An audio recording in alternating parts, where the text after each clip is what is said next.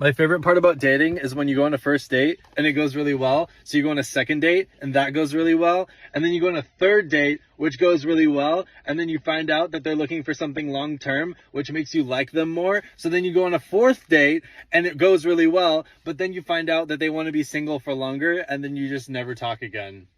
What clueless guys like this don't understand is that people know generally pretty quick whether or not they want to continue to date you or not. They don't need 4 dates. And if they have hard pivots from wanting to date long term to I want to remain single from one date to another means they were never interested. And the only reason it was going well is because they wanted you to pay for food. So they just played the part you wanted. And then after a couple of dates hit you with something like, I'm looking for something long term, hoping you would break it off just so no one catches on to their game. Luckily we have our feminist disguised as a trad to give her in-depth analysis. This is the result of telling every woman not to settle. It's an idea that sounds empowering, but is actually a trap. Women are so obsessed with not settling that they're not choosing anything. The whole don't settle mantra has turned into a permanent state of hesitation. And this is why women in their 30s are now having children more than women in their 20s, which is causing birth rates to plummet. Women have been sold a lie, and they're never going to find love if they're constantly waiting for the next best option. The longer you chase perfect, the longer you end up alone. Now everything she said isn't wrong because there are points, but what she's saying has nothing to do with the context of the video. Because if this was truly the case, she wouldn't have needed to go on 4 dates. She would have called it at 1, 2 at the absolute max, and she just would have moved on to the next guy, not string him along to get a few more foodie dates out of him. This is how you tell the grifters apart. They just say our points that sound good, but doesn't actually quite line up with the context of whatever video they're watching. And if you actually do a little digging on these people, you'll notice that none of them actually live by the words that they're saying. Like this Billy Ray girl who's almost 30 and childless. Ever since Pearl blew up, just regurgitating our points. We're going to see a lot more ex-feminists like this girl here, where the feminism isn't quite working, quite like it used to. So they'll just pivot to the trad grift like Pearl, hoping to be the next hotter version of her. Just know these are the exact same women, like that guy in the video was dating. They just tell you what you want to hear so they can get money out of you. All while behind the scenes, they're doing the exact opposite.